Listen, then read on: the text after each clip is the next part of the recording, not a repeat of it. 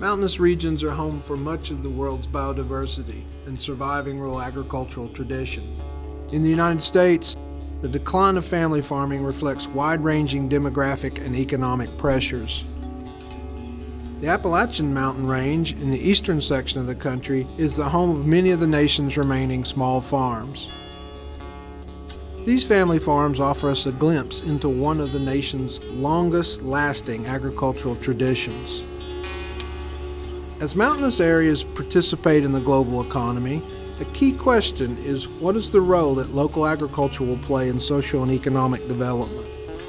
This question has implications for the survival of the culture and ecosystems of mountainous regions around the world. Here we look at East Tennessee's agricultural tradition and the ways family farms are adapting to the changing rural landscape. Of interest to our discussion is increasing the role of family farms in the consumer economy. The survival of family farms is linked to emerging markets supported by the tourist industry and a culinary renaissance in local healthy foods. The symbolism of rural agriculture is a key attraction to Appalachian communities for outsiders and natives alike. Our understanding of family farming is essential, among other things, to creating sustainable land use and addressing the region's health. Located in the valley of southern Appalachia, East Tennessee's rural communities are home to many of the nation's remaining family farms. Located with an expansive river system and enclosed by the region's mountain ranges, rolling hills, and valley landscape, Appalachia's family farming defines the region's cultural heritage. Passed down through generations, small diversified farming practices merged out of Appalachia's ecosystem, shaping the region's cultural practices around its hardwood deciduous forest and plant biodiversity. Highland terrain provided abundant pastoral land supporting a livestock tradition. Today, farm implements and outbuildings scatter the countryside, an ever-present symbolism and reminder of farming and family systems. Beginning from forest farming, early settlers tended both native and imported European plants, poultry, and livestock. Exports were overshadowed by a vast amount of products consumed on the farm: corn, wheat, and a host of vegetables. An early herding economy was replaced by an interior rail system after the Civil War.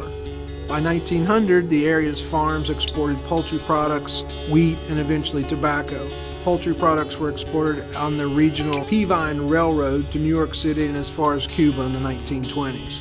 On the nation's smallest farms, many still lack labor-saving devices on the eve of World War II. East Tennessee farms remain small into the modern era.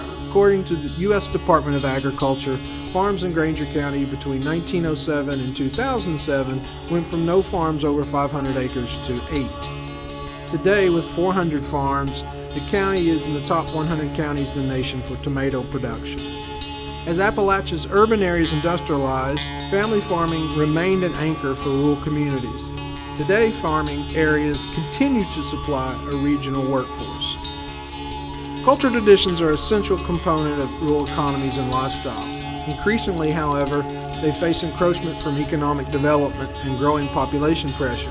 Appalachia's surviving family farms and home production are embraced by tight-knit communities and family systems. The region's small farms preserve traditional cultural practices and foodways. Modern Appalachian family farms are operated as commercial, part-time, and hobby farms. Families often maintain operations on ancestral lands. Interspersed with large farming operations, mainly in tomatoes, are mixed farming systems using both traditional and modern practices. As in the past, neighbors share equipment and labor. Today, retirees sublease pasture to neighbors to continue to live on their farms without working the land. Family farming in Appalachia maintains tight-knit community systems who share cooking and preservation techniques. Generations pass down traditions involving canning and drying, cattle breeding, meat processing, and seed storage. We raise tomatoes right outside of Rutledge. I can see my entire family from the hill where we live. Our church has about 200 people with 60 attending regularly. There are 30 children at the church. I am kin to every one of them. Appalachia's rural landscape is a pageant of county fairs, equestrian events, heritage and church festivals, and other community events. The Granger County Tomato Festival draws 20,000 visitors a year. Granger County tomatoes, both fresh and hothouse, are known for being vine ripened without ripening agents or other chemicals used for shipping. Commercial tomato farming continues as a family enterprise in Granger County. Since 1992, the area's tomatoes have become nationally famous. The Tomato Festival hosts a Tomato War, Granger County Opera, Civil War reenactments, all-day local music venues, and a 5K Mater Madness run. Highland Family Farming continues to incorporate local heirloom plants and free-range livestock breeds passed on from generation to generation. Tennessee is the national leader in the growth of farmers markets. Ironically, the state also leads the nation in the decline of farmland. Growing markets for local and seasonal foods is fueling demand for farmers and roadside markets and regional grocery stores. Tobacco as a cash crop has largely been replaced by beef cattle and equestrian operations, along with a host of seasonal truck crops: corn, strawberries, apples, tomatoes, and other vegetables. Angus beef markets are booming. Tennessee is 12th in the nation for beef cattle. Farming families continue to raise beef for home consumption, with much of their breeding stock decades old. Hay has also emerged as a cash crop. While dairy farming has declined, the demand for grass-fed beef has increased. Most sell locally to roadside and farm stores and chains, Walmart, Food City, and Target.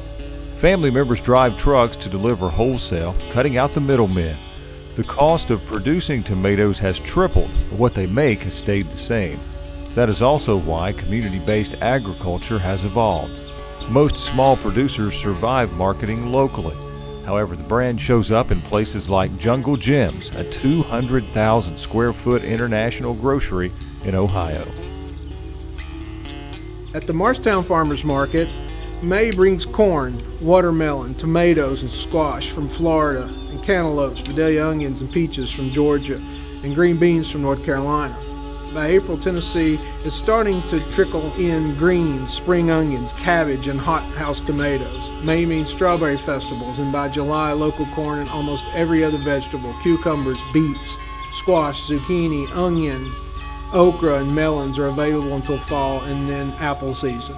Along with vegetables are craft products and regional specialties: pickled okra, honey, jams, chow chow, and apple butter. I sell produce from our family farm. We have 30 acres. My brother raises tomatoes and beans. People come from all over for the beans. They come from Virginia and North Carolina. We don't use migrant labor, just us and his wife. He only sells perfect produce. They have to be perfect. He raises turkey crawl and greasy black beans. We irrigate from the well on our farm. We don't have no hothouses. He only raises early tomatoes. They're better. After the season, I buy from Ritter and other farms in Granger County. Sometimes I drive to Knoxville to get apples. I am buying from local hothouses now. These are hothouse tomatoes, but they got that Granger taste. You can tell that Granger taste. Increasingly, changing tastes are supporting fresh and local foods, providing new markets. Demand for local heirloom and organic products are fueling niche markets. Fresh tomatoes travel to a broad consumer base to Atlanta and Ohio. Local markets include on-site and roadside sales, flea markets, and municipal farmers markets. Wholesalers start supplying East Tennessee supermarkets early in the spring. Along with fresh food is a growing market for bedding plants, mums, and hanging baskets. The cost of Granger County tomatoes rise as they go from rural to urban centers. Heirloom and organic tomatoes bring $5 a pound in West Knoxville stores. Jacob Maples and his father subleased land to raise hay along with 70 head of cattle. From West Granger County, they access Knoxville's middle class. I deliver pumpkins to roadside markets in Knoxville for fall festivals. People from Knoxville like to come and let their kids run around in the field. If I let the grass grow up, they get lost. Last year I sold pumpkins on Craigslist. Like beef, other specialty farm products preserve traditional practices. Perhaps the most crucial to our ecosystem is the resurgence of mountain honey. Gary Strange knew very little about bees when he started his first hive in 1983. Located in the rural mountain community of Del Rio, Gary operates a honey production plant and a former furniture factory selling the nectar of 1,200 local hives up and down the East Coast. Of his first attempt at beekeeping, he says, "They ate me alive. We made a living on the land. This was my first full-time job. Local farms use very little pesticide. We have lost a lot fewer colonies. Out west, the pesticides used by big farms are a major killer of bees. We don't have big farms." Appalachia's agricultural heritage is becoming an important factor in the tourist economy. Agro-tourism represents a rich and complicated past in Appalachia. Once the region attracted the nation's wealthiest tourists to Gilded-era mineral spring hotels in East Tennessee. Today, global tourism is introducing a new generation to the region's culinary styles and foodways. The contemporary mass marketing of mountain foods, recipes, and crafts represents a new era of relationships between the region and mass consumer society. Modern tourism incorporates agriculture into recreation, consumerism, and foodways. On the other side of the valley, Sevier County draws on agricultural symbolism, hosting millions of tourists to home-style restaurants and entertainment venues. Sevier County is the home to the Dollywood theme park and the gateway to over 10 million visitors to the Smoky Mountain National Park. The hidden secret to Pigeon Forge is Appalachian local farm produce and rural hospitality. Here, family-style restaurants serve comfort food like Angus beef, country ham, cornbread, barbecue, trout, and pancakes to tourists flocking to the area's resorts, attractions, and retail shops. Majority are families searching for a rural experience. Made up of small farms just 40 years ago, today are cabins, riding stables, corn mazes, wineries, and distilleries. The foods draw on regional indigenous recipes and cooking methods from mountain households. Outside of the crowds, Appalachia's foodways continue in its diners, community centers, households, and churches. Family farming anchors the economy of rural towns. Investing in local foods creates social investment and supports small businesses and social institutions. The area's emerging local food markets are important opportunities for participation and development. Local foods give voice to cultural preservation and tradition. Expanding local foods to schools and institutions is crucial to addressing the region's health.